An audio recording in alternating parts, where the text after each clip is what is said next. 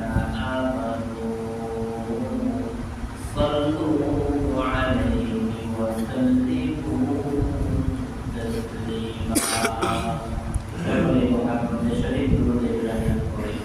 اللهم صل على محمد وعلى آل محمد كما صليت على إبراهيم وعلى آل إبراهيم إنك حميد مجيد اللهم بارك على محمد وعلى آل محمد كما باركت على إبراهيم وعلى آل إبراهيم إنك حميد مجيد الحمد لله আল্লাহ তাআলা দরবারে লাখো কোটি শুকর যে মহান মালিক দয়া করে মায়া করে মহাব্বত করে পবিত্র মাস রমজান মুবারকের পবিত্র দিন জুমার সালাত আদায় করার উদ্দেশ্যে আল্লাহ তাআলা ঘর মসজিদে বসার তৌফিক যে মহান মালিক আমাদেরকে দান করেছেন সেই মহান মালিকের দরবারে অন্তরে অন্তঃস্থল তাহলে এই সম্পদ যদি তার কাছে 1 বছর স্থায়িত্ব লাভ করে 1 বছর যদি এই সম্পদ তার কাছে থাকে তাহলে আগামী বছর জানুয়ারি মাসের 1 তারিখে যদি নেশাব পরিমাণ মালের মালিক ওই ব্যক্তি থাকে তাহলে তার উপরে যাকাত ফরজ হবে। তাহলে তার হিসাবটা হলো যেদিন থেকে সে নেশাব পরিমাণ সম্পদের মালিক হয়েছে এই সম্পদ যদি 1 বছর তার কাছে থাকে শতকরা 2.5 টাকা। মুহতারাম হাজিরিন, এই যাকাত আল্লাহ তাআলা আমাদের উপরে ফরজ করেছেন। এই যাকাতের আয়াত যখন ফরজ হলো, যাকাতের আয়াত যখন নাযিল হলো, এই আয়াতটা নাযিল হওয়ার পিছনে একটা ভূমিকা, একটা কারণ আছে। আল্লাহ তাআলা কখন কোন কারণে কোন সময় আল্লাহ তাআলা যাকাত ফরজ করেছেন। আল্লাহ তাআলা বলেন খুদ মিন আমওয়ালিহিম সাদাকাতান তুতাহহিরুহুম। নবী আলাইহিস সালাতু ওয়াস সালামের একজন সাহাবী সাআদ ইবনে আবি হাতিম, আল্লাহ নবীর একজন সাহাবী ছিল। এই সাআদ ইবনে আবি হাতিম নবীর দরবারে এসে বলেন, ইয়া রাসূলুল্লাহ,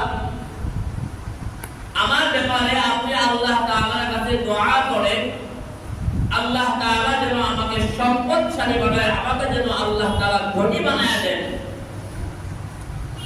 জবাবে আল্লাহর হাবিব বলেন, আমি দুনিয়াতে মানুষকে ধনী বানানোর জন্য, মানুষকে সম্পদশালী বানানোর জন্য আমি দুনিয়ার জমিনে প্রেরিত হই নাই। আমি যদি সম্পদশালী হওয়ার জন্য, মানুষকে ধনী বানানোর জন্য চাইতাম, তাহলে আল্লাহ তাআলা আমাকে অফার করতেন, আমি আল্লাহর কাছে দোয়া করলে আল্লাহ তাআলা মক্কার বড় বড় পাহাড়গুলোকে আমার জন্য স্বর্ণে রূপান্তরিত করে দিবেন এবং এই স্বর্ণগুলো সর্ব অবস্থায় আমার পিছনে পিছনে ঘুরতে থাকবে। কিন্তু আল্লাহ তাআলা আমাকে মানুষকে ধনী বানানোর জন্য, মানুষকে সম্পদশালী বানানোর জন্য আল্লাহ তাআলা আমাকে দুনিয়ার জমিনে প্রেরণ করেন নাই। আল্লাহ নবীর সাহাবী সাআদ ইবনে আবি হাতিম বারবার নির্দেশ করেছেন, ইয়া রাসূলুল্লাহ, ইয়া হাবিবাল্লাহ, গরীব সাহাবীদেরকে দেখলে আমার মনে সহ্য হয় না, আমার মনে বড় ব্যথিত হয়, আমি মনে বড় কষ্ট পাই, আমার মনে চাই আমি মদিনার গরীব সাহাবীদেরকে সহযোগিতা করি। আপনি যদি আমার ব্যাপারে আল্লাহর কাছে দোয়া করে দেন, আল্লাহ তাআলা যদি আমাকে সম্পদশালী বানায় দেন, আমার মনের তামান্না হলো আমি গরীব সাহাবীদেরকে সহযোগিতা করব, তাদের সর্ব অবস্থায় আমি তাদের পাশে দাঁড়াবো। সুতরাং আপনি আমার জন্য একটু দোয়া করে দেন।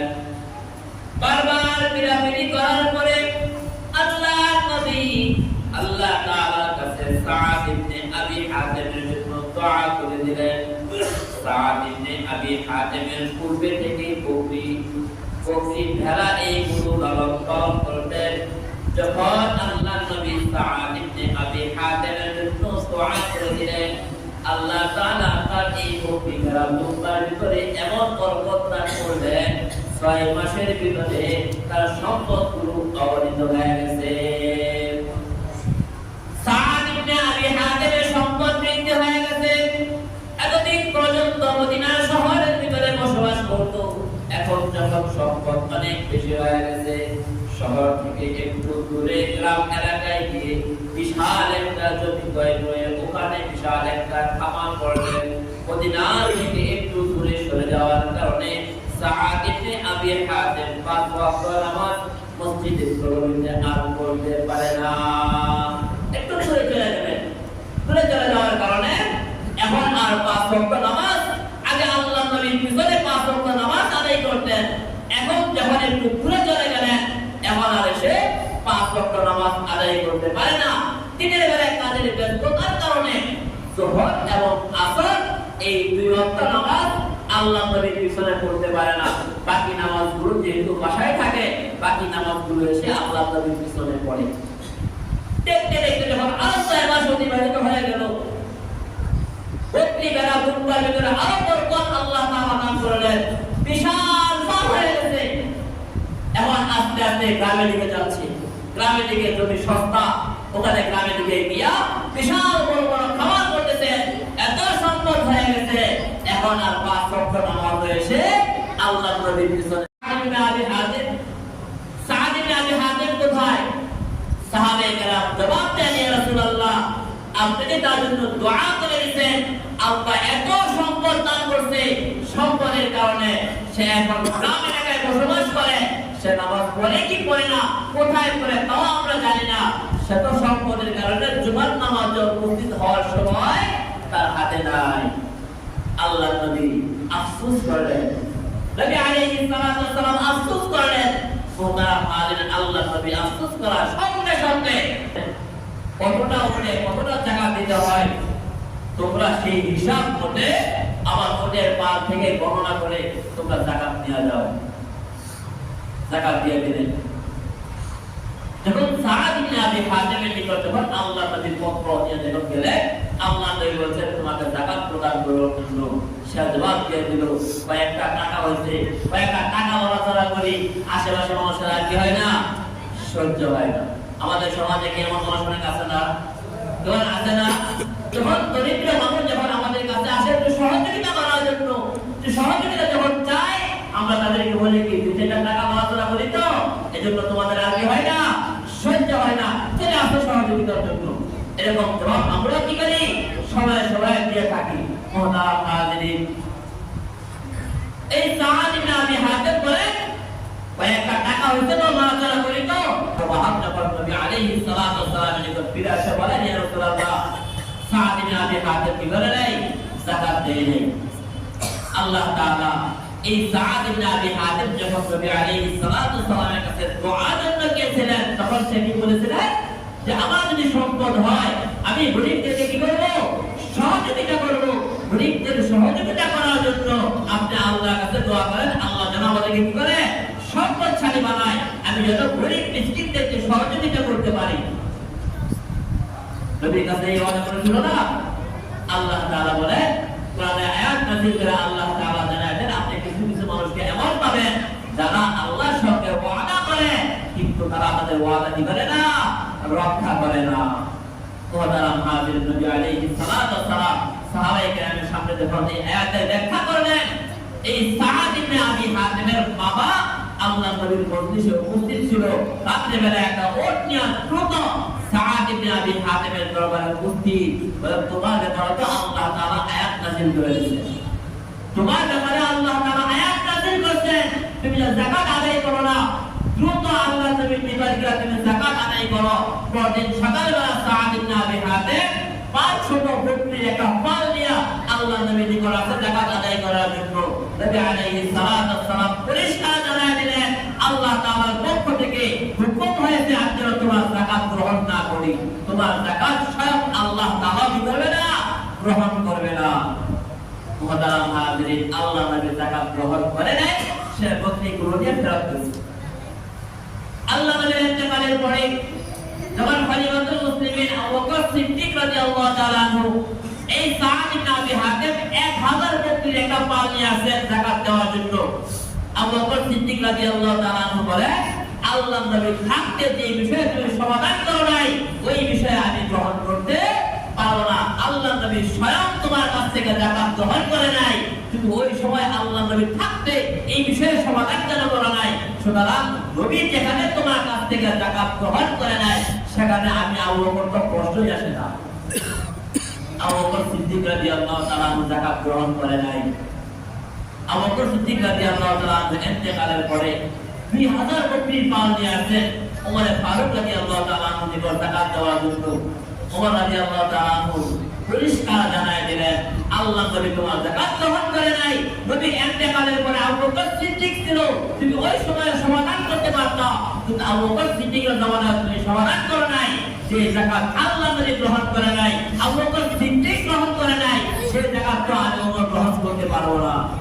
মুহতারাম হাজিরিন, কেউ তার যাকাত গ্রহণ করে নাই। মুহতারাম হাজিরিন, আল্লাহ তাআলা আমাদেরকে সম্পদ দান করেছেন। এই সম্পদগুলো কার আমানত? আল্লাহ তাআলা আমানত। আমরা তো মনে করি যে আমরা মনে হয় আমাদের বিবেক বুদ্ধি দিয়া, আমাদের যোগ্যতা দিয়ে আমরা কোটি কোটি টাকা কামাই করছি। তা নয়, আল্লাহ তাআলা আমাদেরকে দান করেছেন। কারণ আমাদের যে আরো অনেক শিক্ষিত লোক, আমাদের যে অনেক যোগ্যতাবান লোক দুনিয়ার জমিনে আছে, যারা রাস্তায় রাস্তায় ঘুরে ডিগ্রি কানে নিয়ে ঘুরে মানুষের কাছে হাত পেয়ে খায়, 2 টাকা উপার্জন করার মতো সমর্থতা নাই। এই সম্পদগুলো আল্লাহ তাআলা আমাদের কাছে আমানত রাখছেন। আবার আল্লাহ তাআলা জানায় দিয়েছেন, যাও আমি তোমাকে লক্ষ লক্ষ কোটি কোটি টাকা আমি তোমাকে দান করলাম, তোমাকে আমি মালিক বানায় দিলাম, শুধু তুমি বছরে একবার শতকরা 2.5 টাকা আমার রাস্তায় কি করো? ব্যয় করো। গরিবের হক আল্লাহ তাআলা আমাদের সম্পদের ভিতরে ঢুকায় দিয়েছেন। এটা আমি চাইলেও আসবে, না চাইলেও কি আসবে। মুহতারাম হাজিরিন, যাকাতের একটা অর্থ হলো, যাকাত যে শব্দটা তার একটা অর্থ হলো পবিত্র করা। তার একটা অর্থ কি? পবিত্র করা। মুহতারাম হাজিরিন, আমরা জানি মানুষের শরীরে নাপাক করলে মানুষ তার শরীর ভিতরে ধৌত করে তার শরীর পবিত্র করে। তাহলে আমাদের সম্পদের ভিতরে আল্লাহ তাআলা গরিবের একটা হক ঢুকায় দিয়েছেন। আমি যখন বছরে একবার তাদের এই হকটা সঠিকভাবে গণনা করে যখন আমার সম্পদ থেকে বের করে সেটা আদায় করে দেব, আমার বাকি সম্পদটা পবিত্র হয়ে যাবে। আর যদি তাদের এই হক আমি আদায় না করি, বুঝা দিয়ে দিলাম, আমার উপর যাকাত খরচ হয়েছে 10,000 টাকা, 2,000 টাকা দিয়া বাকিগুলো খরচ করতে রাজি হয়ে গেল।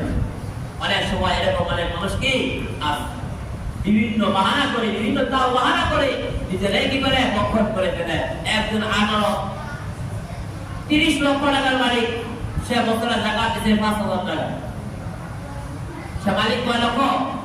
30 লক্ষ টাকা। সে মানুষকে দেখলে কি করে? ঠাট্টা মাস্কারি করে, এত টাকা হচ্ছে, মানুষকে কিছু দান খয়রাত কইরো। আমি তাকে জিজ্ঞাসা করলাম যে আপনি যে মানুষকে দান খয়রাতের কথা বলেন, আপনার ব্যাংকে কয় লক্ষ টাকা আছে? 30 লক্ষ টাকা আছে। তো যাকাত এই বছরে কয় লক্ষ টাকা দিচ্ছেন? 5,000 টাকা দিচ্ছেন। যাকাত কয় টাকা দিচ্ছে? 5,000। কয় টাকা দিচ্ছে? 5,000 তো 2 লক্ষ টাকা, 2 লক্ষে 5,000 টাকা কি আসে? 2 লক্ষ টাকার মালিক, তার উপরে 5,000 টাকার যাকাত আছে, সে 30 লক্ষ টাকার মালিক। ওই হিসেবে তো তার উপর আরো বেশি আসার কথা ছিল। 5,000 টাকা দিয়ে কি সে মনে করছে যাকাত কি হয়ে গেছে? আদায় হয়ে গেছে। মুহতারাম হাজিরিন, আল্লাহ তাআলা এই যাকাত আমাদের উপরে খরচ করেছেন। হিসাব করে আমার সম্পদ থেকে যাকাত দিতে হবে, এটা আল্লাহ তাআলার আমানত। আমি যদি আমার সম্পদ থেকে যাকাত দেই, আল্লাহ তাআলা আমার বাকি সম্পদগুলোকে হেফাজত করবেন। যাকাতের আরেকটা অর্থ হলো বৃদ্ধি পাওয়া। আমরা দেখেছি আমার সম্পদ থেকে যাকাত দিলে সম্পদ কমে যাচ্ছে। আল্লাহ বলেন না, তোমার সম্পদ কমে নাই, আমি আল্লাহ তাআলা তোমার সম্পদকে বৃদ্ধি করে দেব। সুবহানাল্লাহ। মুহতারাম হাজিরিন, আল্লাহ নবী যখন সাহাবায়ে কেরামের সামনে যাকাতের এই বিধান নিয়ে যখন আলোচনা করতেছেন, আল্লাহ নবী যখন বললেন যদি সম্পদের যাকাত দাও, আল্লাহ তাআলা তোমাদের সম্পদকে বৃদ্ধি করে দিবেন। একজন বিধর্মী একজন মহিলা, ইহুদি একজন মহিলা, সে বড় ব্যবসায়ী, তার কানে এই খবর গেছে যে আল্লাহ নবী ঘোষণা দিয়েছেন কোন ব্যক্তি যদি তার সম্পদের যাকাত দেয় আল্লাহ তাআলা তার সম্পদকে হেফাজত করবেন। সঙ্গে সঙ্গে ওই মহিলা চিন্তা করছেন যে ওনাকে জীবনে কোনোদিন মিথ্যা কথা বলতে শুনি নাই, উনি যখন ঘোষণা দিয়েছেন তার ওনার কথা কি সত্য। ওই মহিলা তার সম্পদের হিসাব করে যাকাত আদায় করে দিয়েছে। একজন বিধর্মী ইহুদি মহিলা সেটা সম্পদের যাকাত আদায় করছে। সে পরীক্ষা করতেছে যে উনি বলছেন সম্পদের যাকাত দিলে আল্লাহ তাআলা সম্পদের হেফাজত করেন, সম্পদ বৃদ্ধি করে দেন, তাহলে আমি আমার সম্পদের যাকাত দিয়ে দেখি। সে সম্পদের যাকাত দিয়ে দিয়েছে। কিছুদিন পরে তার একটা ব্যবসায়ী কাফেলা উল্টে ইয়ামেন দেশে ব্যবসা করার জন্য ব্যবসা শেষ করে যখন ওখান থেকে মাল ক্রয় করে আবার যখন মদিনা আসতেছিলেন প্রতিমধ্যে ডাকাতের আক্রমণে তাদের যে কাফেলাটা ছিল এই কাফেলার ভিতরে ডাকাত ধরে ধরে সব কিছু দিয়ে গেছে। কাফেলাটা ফিরে আসছে মদিনাতে, এলান হয়ে গেছে আমাদের যে ব্যবসায়ী কাফেলা ছিল ডাকাত ধরে ধরে সবার সম্পদ নিয়ে গেছে। মহিলা তো মনে খুব কষ্ট হয়েছে, কিন্তু তার যে ব্যবসায়ী কাফেলা যে লোকগুলো ছিল তারা এখনো মদিনাতে কি করে নাই, আসে নাই। মহিলা দেখতেছেন কিছুক্ষণ পরে তারা যে ব্যবসায়ী কাফেলা তার পক্ষ থেকে যে প্রতিনিধিগুলো ছিল তারা তাদের সম্পদগুলো নিয়ে মদিনাতে ফিরে আসতেছেন। মহিলা জিজ্ঞাসা করছেন সবার মাল নিয়ে গেছে, আমার মালগুলো সহি সালামতে মদিনাতে আসলো, কারণটা বুঝতে পারলাম না। তার সফর সঙ্গীরা বলে আমরা যখন এই কাফেলার সঙ্গে আসতেছিলাম প্রতিমধ্যে আমাদের জিন পুষ দেখে গেছে, আমরা এই জিন পুষটা ঠিক করতে একটু সময় লাগে। আমাদের সঙ্গে যে কাফেলাটা ছিল তা আমাদেরকে রেখে চলে আসছে। আমাদের যে বিশাল কাফেলা ছিল আমাদের যে সমস্যার কারণে আমরা পিছনে পড়ে গেছি, তারা আমাদেরকে রেখাই কি করতে চলে আসছে। অনেক সময় দেখা যায় আমরা বন্ধু বান্ধবরা কোথাও গেলে কারো যদি গাড়ি নষ্ট হয়ে যায় আমরা সবাই দাঁড়ায় থেকে ঠিক করে নিয়ে আসি। ওই ব্যবসায়ী কাফেলা তাদের জন্য অপেক্ষা না করে তারা চলে আসছে, এই তাদের লোকগুলো পিছনে পড়ে গেছে। তারা যখন ব্যবসায়ী কাফেলা যখন আগে চলে আসছে ডাকাত দল দইরা তাদের সম্পদগুলো নিয়ে গেছে, আর ওই দিক থেকে এই ফাঁকে ওই মহিলার সম্পদগুলো মদিনাতে ফিরে আসছে। সুবহানাল্লাহ। সঙ্গে সঙ্গে ওই মহিলা আল্লাহর নবীর দরবারে উপস্থিত, ডাক দিয়ে বলেন ইয়া রাসূলুল্লাহ ইয়া হাবিবাল্লাহ, দীর্ঘদিন পূর্বে আমি আপনার জবান থেকে শুনেছিলাম কোন ব্যক্তি যদি তার সম্পদের যাকাত আদায় করে আল্লাহ তাআলা তার সম্পদগুলোকে হেফাজত করে। ওগো আল্লাহর নবী, আপনার জবান থেকে এই কথা শোনার সঙ্গে সঙ্গে আমি আমার সমস্ত সম্পদগুলো হিসাব করে পাই টু পাই আমি যাকাত আদায় করে দিয়েছিলাম। আমি এখনো ইসলাম ধর্ম গ্রহণ করি নাই, আমি এখনো বিধর্মী রয়ে গেছি। আপনার কথাটাকে যাচাই করার জন্য আমি আমার সমস্ত সম্পদগুলো হিসাব করে যাকাত আদায় করে দিয়েছি। ইয়া রাসূলুল্লাহ ইয়া হাবিবাল্লাহ, আমার একটা ব্যবসায়ী কাফেলা বলতে ইয়ামেন গিয়েছিল। আমার এই ব্যবসায়ী কাফেলাটা যে কাফেলার সঙ্গে ছিল সমস্ত সম্পদগুলো ডাকাতি হয়ে গেছে। আমার সম্পদগুলোকে আল্লাহ তাআলা নিরাপদে মদিনায় ফিরিয়ে দিয়েছে। আমার বিশ্বাস হয়ে গেছে দুনিয়ার জমিনে আপনার কথা শোনার কারণে আমার সম্পদের হেফাজত হয়েছে। আপনার কথা শুনে আমি যদি ঈমান গ্রহণ করি অবশ্যই কিয়ামতের ময়দানে আল্লাহ আমাকে জাহান্নামের আগুন থেকে নাজাত দান করবে। মহিলাকে ডাক দিয়ে বলেন ইয়া রাসূলুল্লাহ ইয়া হাবিবাল্লাহ, দেরি না করে আপনি আমাকে কালিমা পড়ায় মুসলমান বানায় দেন। সঙ্গে সঙ্গে আল্লাহর নবী মহিলাটাকে কালিমা পড়াইয়া মুসলমান বানায় দিয়েছেন। সুবহানাল্লাহ।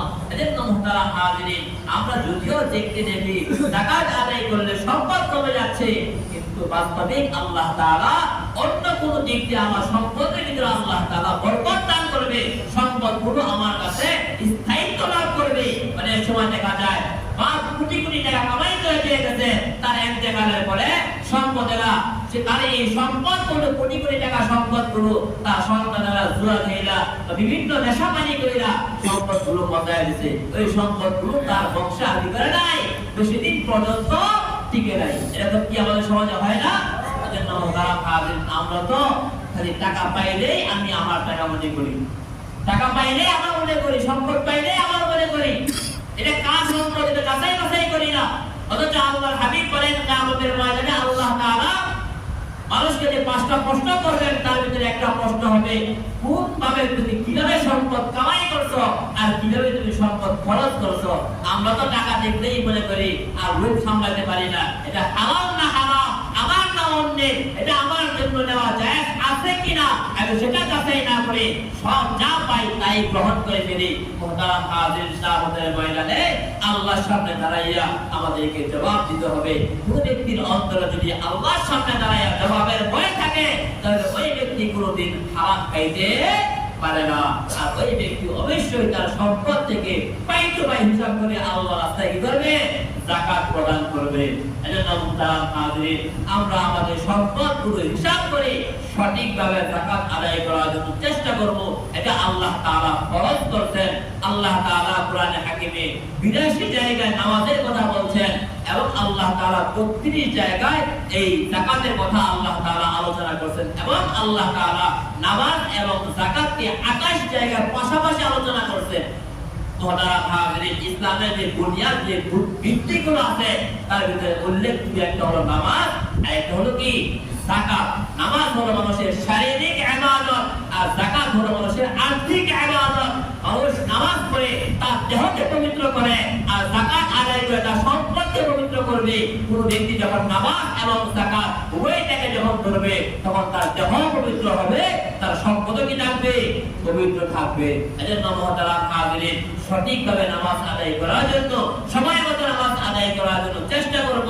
সম্পদ থেকে পাই টু পাই হিসাব করে যাকাত আদায় করার জন্য চেষ্টা করব।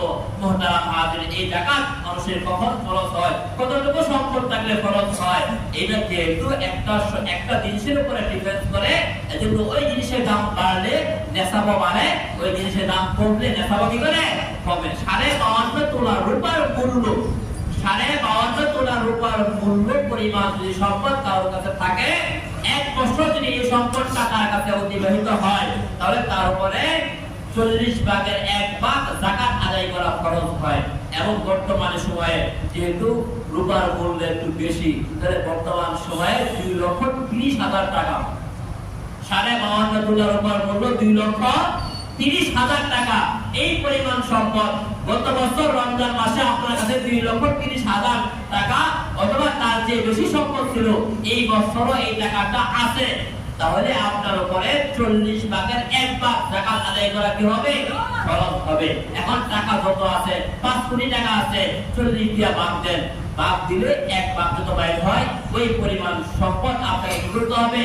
যাকাত আদায় করতে হবে। কথা কি বুঝতে পারছেন?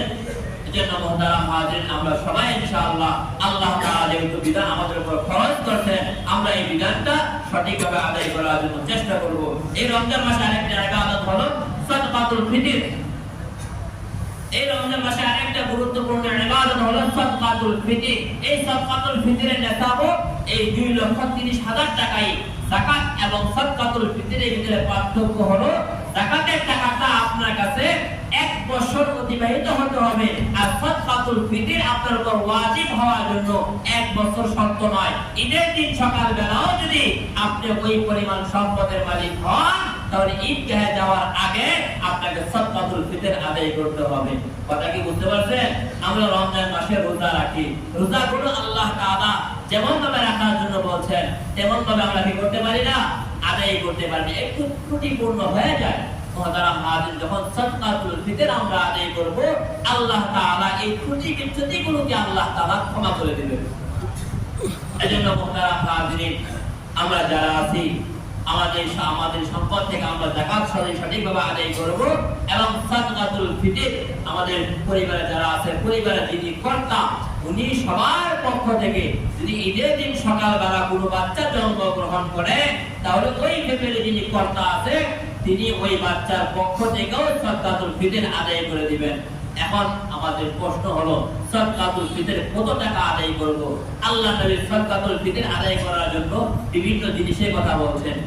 যেমন আল্লাহ নবী খেজুরের কথা বলছেন, কারণ ওই সময় মানুষের কাছে সম্পদের যে বিভিন্ন ফসলের জিনিস মানুষের কাছে বেশি ছিল, বিদায় আল্লাহ নবী জিনিসের কথা বলছেন। ওই সময় মানুষের কাছে খেজুর ছিল, আল্লাহ নবী খেজুরের কথা বলছেন। জব ছিল, জবের কথা বলছেন। পনির ছিল, পনিরের কথা বলছেন। আল্লাহ নবী বিভিন্ন পণ্যের কথা বলছেন। আমরা পারলে যদি ওই পণ্য দিয়ে আদায় করি এটাও উত্তম। আল্লাহ নবী যেই পণ্য দিয়ে আদায় করার কথা বলছেন আমরা পারলে ওই পণ্য দিয়ে আদায় করব, যদি তা না পারি তাহলে ওই পণ্যের যে মূল্যটা আছে ওই মূল্য দিয়ে আমরা আদায় করার জন্য চেষ্টা করব। বর্তমানে ইসলামিক ফাউন্ডেশনের পক্ষ থেকে আমাদের বর্তমান যে সাদকাতুল ফিতর নির্ধারণ করা হয়েছে 100 সর্বনিম্ন 110 টাকা।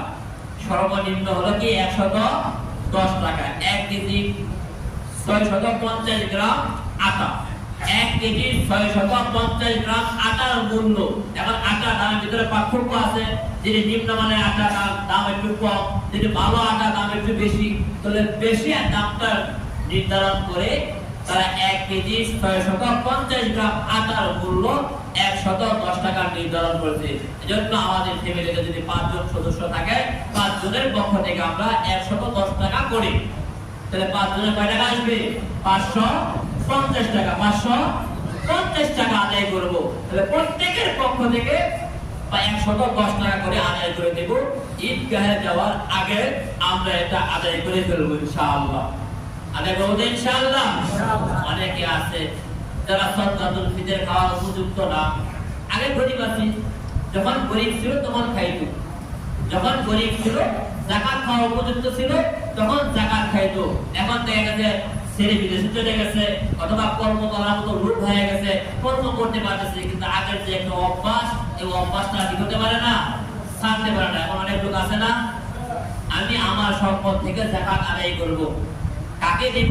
উপযুক্ত মানুষ যাচাই করার দায়িত্ব আমারই। উপযুক্ত মানুষ যাচাই করার দায়িত্ব কার? আমার। আমি যেহেতু আদায় করব, আমার সম্পদটা যেন যথাযথ জায়গায় পৌঁছে, আমার সম্পদ যেন সঠিকভাবে পৌঁছায়। আমি যেতে শুনে যদি একজন ধনী মানুষকে দেই তাহলে কি হবে না, যাকাত আদায় হবে না। অনেক সময় দেখা যায় আমরা যাকাতের টাকা মসজিদে দেই, মসজিদে যাকাতের টাকা দিলে কি হবে না, যাকাত আদায় হবে না। আপনি টাকা দিতে পারবেন কিন্তু আপনার যাকাত কি হবে না, আদায় হবে না। মুহতারাম হাজিরিন, যাকাত আদায় করার জন্য আল্লাহ তাআলা আর সেটি মানুষের কথা বলছেন, গরীব, মিসকিন, মুসাফির। অনেক মানুষ দেখা যায় সম্পদ ছেড়েছিল কিন্তু এখন ঋণগ্রস্ত হয়ে গেছে, ঋণ থেকে মুক্তি পাইতেছে না, কোটি কোটি টাকার ঋণ হয়ে গেছে। ওই ব্যক্তি ঋণ থেকে মুক্তি পাওয়ার জন্য তাকেও কি করা যাবে, যাকাত দেওয়া যাবে। মুসাফিরকে যাকাত দেওয়া যাবে। অনেক সময় দেখা যায় ধনী মানুষ সফর করে আসছে, রাস্তায় তার সমস্ত সম্পদগুলো লুণ্ঠন হয়ে গেছে। এখন তার দেশে তার অনেক সম্পদ আছে কিন্তু এখান থেকে যে দেশে যাবে ওই পরিমাণ সম্পদের ব্যবস্থা তার হাতে নাই, তাহলে আমরা ওই মুসাফিরকে কি করতে পারবো, যাকাত দিতে পারবো। মুহতারাম হাজিরিনের জন্য আমরা গরীব মিসকিন থেকে দেখে দেখে যাকাত আদায় করব। এখন প্রশ্ন হলো, আমাদের সমাজে অনেক মাদ্রাসা আছে যেগুলো এতিমখানার নাম দিয়ে চলে কিন্তু বাস্তবিক এতিম পাওয়া যায় না। ওখানে আমরা বিভিন্ন যে মাদ্রাসাগুলো আমাদের সমাজে আছে সব মাদ্রাসায় যাকাতের টাকা অথবা ফিতরার টাকা দিলে আদায় হবে না। ওই সমস্ত মাদ্রাসাগুলোতে দিতে পারবো যে সমস্ত মাদ্রাসাগুলোতে লিল্লাহ ফান্ড আছে, এতিম ছাত্রদের জন্য ফ্রি খাবারের ব্যবস্থা আছে। সব মাদ্রাসাগুলোতে এতিমদের জন্য কি থাকে না, ফ্রি খাবারের ব্যবস্থা থাকে না। অনেক মাদ্রাসা আছে যেগুলো প্রাইভেট মাদ্রাসা, ওই প্রাইভেট মাদ্রাসাগুলোতে এক একজন ছাত্রের কাছ থেকে খাবারের জন্য 4000, 5000, 10,000 টাকা মাসিক নেওয়া হয়। তাহলে ওই মাদ্রাসা যদি আপনি যাকাতের টাকা দেন, আপনার বন্ধু মানুষ আইসা ধরছে যে মাদ্রাসা একটু সহযোগিতা করে, আপনিও যাকাতের টাকা দিয়ে দিলেন, টাকা দিলেন কিন্তু আপনার যাকাত কি হবে না, আদায় হবে না। আপনাকে বুঝে নিতে হবে, বন্ধু হিসেবে সহযোগিতা করতে পারেন কিন্তু যাকাতের টাকা ওখানে দিলে যাকাত কি হবে না, আদায় হবে না। এজন্য মুহতারাম হাজিরিন, মাদ্রাসাগুলোতে যাকাত দিতে গেলে আমাদেরকে লক্ষ্য রাখতে হবে ওখানে লিল্লাহ ফান্ড আছে কিনা। যদি লিল্লাহ ফান্ড থাকে ওখানে যাকাত দিতে পারবো। যে মাদ্রাসায় লিল্লাহ ফান্ড নাই ওই মাদ্রাসায় যাকাত বা ফিতরার টাকা দিলে আদায় হবে না। কথা কি বুঝতে পারছেন? কথা কি বুঝতে পারছেন? এজন্য আমরা সঠিক জায়গায়, বন্ধু বান্ধব মাদ্রাসা করছে এসে বলে একটু সহযোগিতা করেন, আপনি যাকাতের টাকা দিয়ে দিবেন, খবরদার আপনার যাকাত আদায় হবে না। যেন নিজের কষ্টের টাকা কোথায় দিবেন যাচাই বাছাই করে দিবেন, যেন সঠিকভাবে দিলে আপনার টাকাটা যেন সঠিক জায়গায় পৌঁছে, এটাকে আমরা লক্ষ্য রাখবো ইনশাআল্লাহ। যেন যাকাত হিসাব করে আদায় করব এবং সাদকাতুল ফিতর যাদের ওয়াজিব আমরা সাদকাতুল ফিতর গুলো ঈদের জামাতে আসার আগেই আমরা আদায় করে ফেলবো। এই রমজান মাসে গুরুত্বপূর্ণ আরেকটা ইবাদত হলো রমজান মাসের শেষ 10 দিন ইতিকাফ করা। মুহতারাম হাজিরিন, এই ইতিকাফ অত্যন্ত গুরুত্বপূর্ণ একটা আমল। আল্লাহর নবী রমজান রোজা ফরজ হওয়ার পর থেকে নিয়ে নবী আলাইহিস সালাতু ওয়াস সালাম মৃত্যু পর্যন্ত পুরো দিন রমজান মাসের শেষ 10 দিন ইতিকাফ আল্লাহর নবী মিস করে নাই। মুহতারাম হাজিরিন, এই রমজান মাসের ভিতরে আল্লাহ তাআলা গুরুত্বপূর্ণ একটা রাত্র রাখেন, সেটা হলো শবে কদর। যে শবে কদরের কারণে আল্লাহ তাআলা এই রমজানের দাম বাড়াইছেন। যেই শবে কদরের কারণে রমজানের দাম কি হয়েছে? বৃদ্ধি হয়ে গেছে, বেড়ে গেছে। মুহতারাম হাজিরিন, নবী আলাইহিস সালাতু ওয়াস সালাম এই রমজান মাসে শবে কদর তালাশ করার জন্য আল্লাহর নবী এক বছর রমজানের প্রথম 10 দিন ইতিকাফ করেছেন। যখন প্রথম 10 দিন ইতিকাফ করে আল্লাহর নবী মসজিদ থেকে বের হয়ে যাবেন, জিবরাইল আলাইহিস সালাতু ওয়াস সালাম এসে বলেন, ইয়া রাসূলুল্লাহ, ইয়া হাবিবাল্লাহ, ইতিকাফ যে করতেন কেন করতেন? আল্লাহর নবী বলেন, শবে কদর তালাশের জন্য। জিবরাইল আলাইহিস সালাতু ওয়াস সালাম বলেন, আপনি যেটা তালাশ করার জন্য ইতিকাফ করতেন সেটা পান নাই। মানে প্রথম 10 দিনের ভিতরে শবে কদর হয় নাই, যেটার জন্য আপনি ইতিকাফ করতেন ওটা আপনি পান নাই। আল্লাহর নবী দ্বিতীয় 10 দিন ইতিকাফ করলেন। যখন দ্বিতীয় 10 দিন ইতিকাফ করে আল্লাহর নবী বের হয়ে যাবেন, জিবরাইল আলাইহিস সালাতু ওয়াস সালাম বলেন, এই 10 দিনের ভিতরে ওটা কি করেন নাই? পান নাই। আল্লাহর নবী সাহাবায়ে কেরামদেরকে বলেন, আমার প্রাণের সাহাবীরা, আমি তৃতীয় 10 দিনে ইতিকাফ করব, তোমাদের যদি মনে চায় আমার সঙ্গে থাকতে পারো, আর মনে চাইলে তোমরা বের হয়ে যেতে পারো। আল্লাহর নবী তৃতীয় 10 দিন ইতিকাফ করলেন। জিবরাইল আলাইহিস সালাতু ওয়াস সালাম বলেন, আপনার যেটা আশা ছিল ওইটা পেয়ে গেছেন। ওই দিন থেকে আল্লাহর নবী মৃত্যু পর্যন্ত আর কোনো সময় রমজানের শেষ 10 দিন ইতিকাফ মিস করে নাই। এজন্য মুহতারাম হাজিরিন, এই ইতিকাফ আমরা করার জন্য চেষ্টা করব। প্রত্যেক জামে মসজিদে, প্রত্যেকের নিজ এলাকা যে জামে মসজিদ আছে, পাঁচগানা মসজিদে ইতিকাফের প্রয়োজন নাই। যে জামে মসজিদগুলো আছে যেখানে জুমা হয়, ওই মসজিদে আমরা ইতিকাফ করার জন্য চেষ্টা করব। মুহতারাম হাজিরিন, এই ইতিকাফ যদি কোনো ব্যক্তি করে, একে তো সে শবে কদর পাইতেছে। দ্বিতীয়ত নবী আলাইহিস সালাতু ওয়াস সালাম বলেন, কোনো ব্যক্তি যদি রমজানের শেষ 10 দিন ইতিকাফ করে, আল্লাহর নবী বলেন, ওই ব্যক্তিকে 2টা কবুল হজ এবং 2টা কবুল উমরার সওয়াব আল্লাহ তাআলা দান করেন।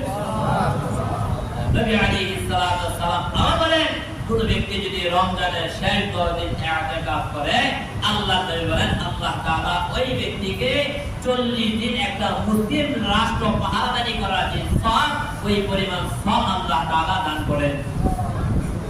এখন একটা মুসলিম রাষ্ট্র 40 দিন পাহারাদারি করার কি সওয়াব? নবী আলাইহিস সালাতু ওয়াস সালাম হাদিসে বলেন, কোন ব্যক্তি যদি একটা মুসলিম রাষ্ট্র পাহারাদারি করে 40 দিন, আল্লাহ তাআলা তার জীবনের সমস্ত গুনাহকে আল্লাহ তাআলা মাফ করে দেন। তাহলে কোন ব্যক্তি যদি রমজানের শেষ 10 দিন ইতিকাফ করে, তাহলে ওই ব্যক্তির জীবনের সমস্ত গুনাহকে আল্লাহ তাআলা মাফ করে দিবেন। তাহলে আমাদের এই মসজিদে আগেও আমরা 10-15 জন পড়ছি ইতিকাফে। এই বছর আমরা ইতিকাফে বসবো, এমন কে কে আছে দেখে যদি কষ্ট করে যদি হাতটা লাগাইতে, আল্লাহু আকবার, যাক মাশাআল্লাহ, অনেকে আছে। আমরা তাদের জন্য দোয়া করব যেন আল্লাহ তাআলা তাদেরকে সঠিকভাবে এই ইতিকাফটা আদায় করার জন্য তৌফিক দান করেন। যারা ইতিকাফে বসবেন, আগামী মঙ্গলবার মাগরিবের আগে আমরা ইনশাআল্লাহ সাওয়ালা নিয়ে মসজিদে চলে আসবো। 20 রমজান শেষ, 21 রোজা শুরু হওয়ার আগে। তাহলে 21 রোজা 20 রমজান শেষ হয়ে সূর্য ডোবার আগে আমাদেরকে মসজিদে আসতে হবে। যেন আগামী মঙ্গলবার আসরের পরে মাগরিবের আগে ইনশাআল্লাহ আমরা সাওয়ালা নিয়ে মসজিদে চলে আসবো। আল্লাহ তাআলা অল্প সময়ের ভিতরে যে সমস্ত কথাগুলো বললাম, আল্লাহ তাআলা আমাদের প্রত্যেককে বুঝে তার উপর আমল করার জন্য তৌফিক দান করুন। মুহতারাম হাজিরিন, আমাদের এখানে একটা জানাজা উপস্থিত। আমাদের এই মহল্লারই সাথে ছিলেন মরহুম তুবাজুল হোসেন সাহেব, এখানে হোমিওপ্যাথিক চিকিৎসক ছিলেন। আমাদের এই মসজিদে 5 ওয়াক্ত